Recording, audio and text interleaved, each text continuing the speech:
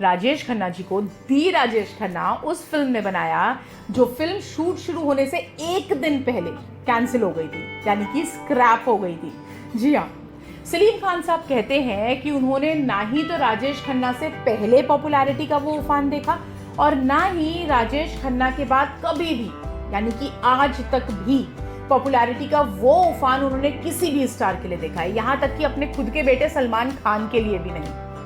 आलम ये था कि लड़कियां राजेश खन्ना जी की फोटो से शादी कर लिया करती थी, ब्लड से लिखे लेटर्स उन्हें मिला करते थे, यहाँ तक कि अगर हाई फीवर की खबर आई कि उन्हें हाई फीवर हो गया है तो लोग हवन करवाने के साथ साथ उनकी फोटो पे बर्फ की पट्टियां रखा करते थे टर्न बाय टर्न, लगातार कई दिनों तक, जब तक उनकी तबीयत ठीक ना हो जाए। और ऐसे ही पता नहीं कितने किस्से हैं उनकी पॉपुलैरिटी के।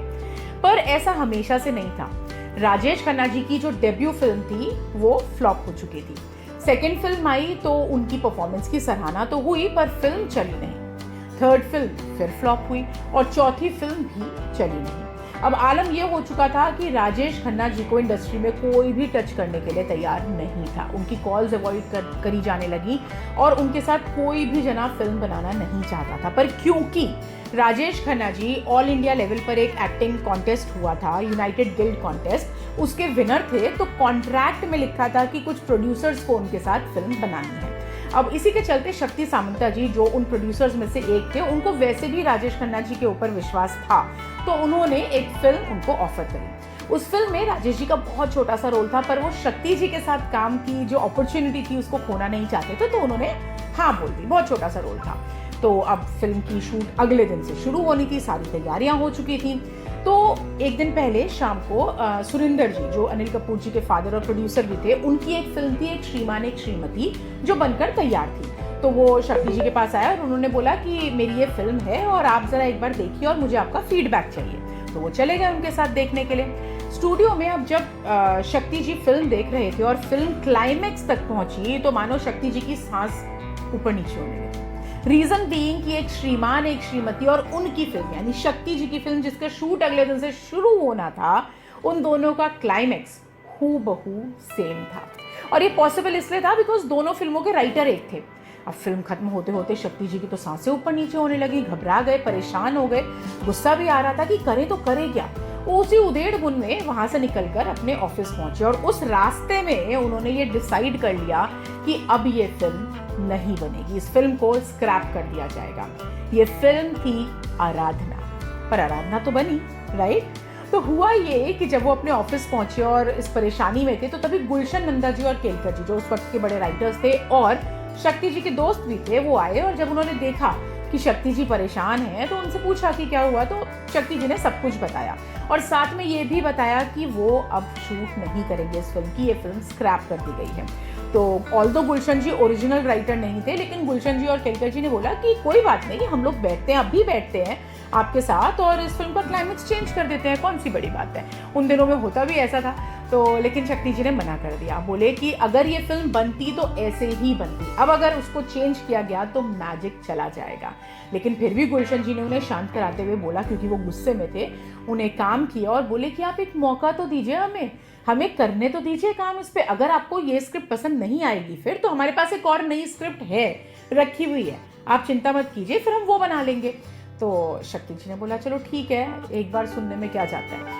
तो पहले गुलशन जी ने उसी समय उनको अपनी नई स्क्रिप्ट, जो गुलशन जी की स्क्रिप्ट थी, वो सुनानी शुरू करी। अब जैसे जैसे स्क्रिप्ट आगे बढ़ती जा रही थी, मानो शक्ति जी की सांसों में सांस वापस आ रही थी। फिल्म की स्क्रिप्ट जो नरेशन चल रहा था वो खत्म जब हुआ तो शक्ति जी एक्साइटेडली खड़े हुए और बोले, गुलशन, केलकर, ये फिल्म हम बनाएंगे, ये फिल्म हम जरूर बनाएंगे। वो फिल्म थी कटी पतंग, अनदर रिकॉर्ड ब्रेकिंग फिल्म। खैर, अब हम वापस आते हैं अपनी ओरिजिनल फिल्म की कहानी पर, जो थी आराधना।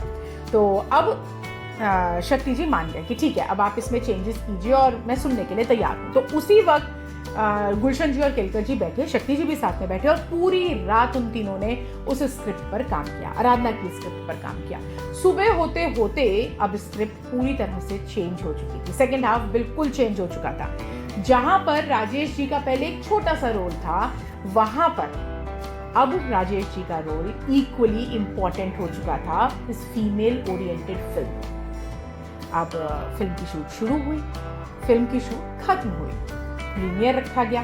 प्रीमियर में हर इंसान ने राजेश जी की एक्टिंग की बहुत सराहना करी। ऐसी बातें कही गई कि भाई ये एक्टर कहाँ छुपा के रखा हुआ था अभी तक तो खैर, लेकिन उस वक्त तक भी किसी को इल्म नहीं था कि क्या होने वाला है आगे। फिल्म जब रिलीज हुई तो उस फिल्म ने हर रिकॉर्ड को तोड़ दिया। राजेश जी की पॉपुलैरिटी अचानक से बहुत ज्यादा बढ़ गई, इतनी कि लगने लगा कि the star has arrived, and it was true, the star had arrived. यहाँ तक कि उस फिल्म ने उस साल 17 यानी 17 फिल्म फेयर अवार्ड्स जीते। 47.4 मिलियन टिकट्स बिके थे उस फिल्म के। और अगर हम म्यूजिक की बात करें तो एक एक गाना उस फिल्म का, फॉर एग्जाम्पल रूप तेरा मस्ताना या फिर मेरे सपनों की रानी कब आएगी तू, ये गाने ना सिर्फ उस साल या कुछ साल आगे लेकिन सालों तक लोगों के दिमाग पे छाए रहे। यहाँ तक कि आज भी गानों की फ्रेशनेस उसी तरह से बनी हुई है। आज भी ये गाने लोगों को उतने ही पसंद हैं जितने तब पसंद थे।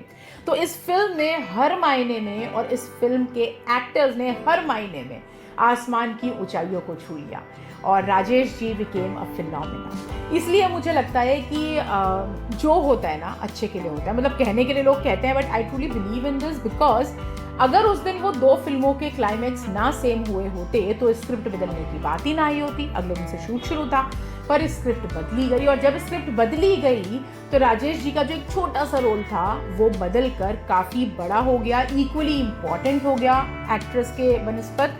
और उस फिल्म ने राजेश जी को वो हिम्मत भी दी और वो स्टेटस भी दिया कि आने वाले कई सालों तक राजेश जी ने कभी पीछे मुड़कर नहीं देखा। तो क्यों दोस्तों, क्या ये कहानी आपको पता थी? मुझे कमेंट सेक्शन में ज़रूर बताइएगा। और अगर आप अभी तक हमारे साथ बने हुए हैं तो पहले तो थैंक यू सो मच, और हाँ, सब्सक्राइब करना मत भूलिएगा, और अगर काबिल लगे तो लाइक और शेयर भी कर दीजिएगा। और जैसा कि मैंने बोला, कमेंट ज़रूर कर दीजिएगा, बिकॉज आपका एक एक कमेंट, एक एक लाइक और एक एक सब्सक्रिप्शन मुझे बहुत ज़्यादा मोटिवेट करता है।